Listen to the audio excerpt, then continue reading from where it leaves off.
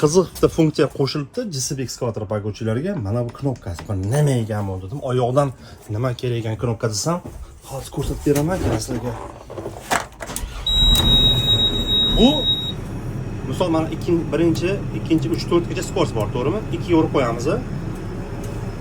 Ko'rsatib beraman. Oldiga uramiz, mana ketdik.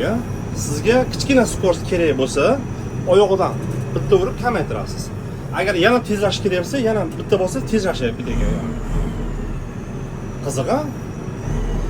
Yaxshi tomoni orqaga ham shu narsa ishlar ekan. Orqaga.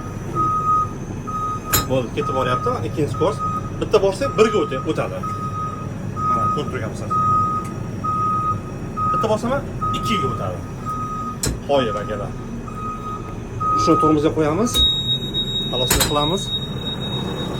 E'tiborimizda JCB 36 akalar ekskavator poygovchi oldi 3,5 tonna, orqasi 1,5 tonnagacha ko'tarilar ekan.